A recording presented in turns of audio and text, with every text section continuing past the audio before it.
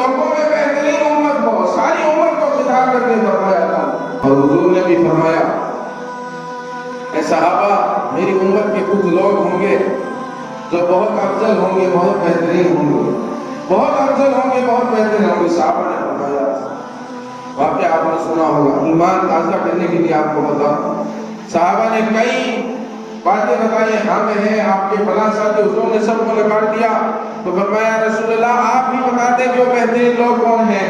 آپ نے فرمایا آنے والے زمانے کے مسلمان سب سے بہترین، آنے والے دور کا جو مسلمان ہوگا، جو میرا امتی ہوگا، وہ سب سے افضل ہوگا۔ فرمایا رسول اللہ کس طرح ہوگا؟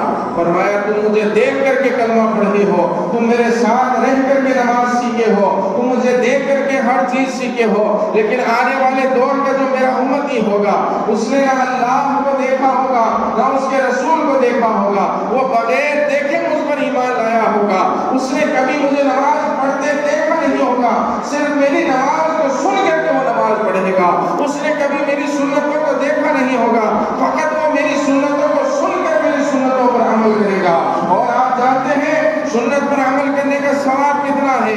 اللہ کے نبی تعالیٰ صلی اللہ علیہ وسلم ارشاد فرماتے ہیں جس نے میری ایک سنت کو زندہ کیا، اللہ تبارک و تعالیٰ اس کے نامہ اعمال میں 100 شہیدوں کا ثواب عطا، 100 شہیدوں کا ثواب عطا فرماتا ہے۔ اب کیوں نہ افضل ہو یہ امتی؟ کیونکہ حضور کو کبھی دیکھا نہیں۔ اگر کوئی کام ہے مثلا ناخن کاٹنا حضور کی سنت ہے، ہم نے کبھی حضور کو کاٹتے نہیں دیکھا، لیکن حدیث پاک میں آیا کہ ناخن ہر جمعہ کاٹنا سنت ہے، جمعہ کے دن غسل کرنا سنت ہے، ہم نے دیکھا نہیں لیکن مان لیا کیونکہ حضور نے کہا، اس لیے ہمارا ایمان۔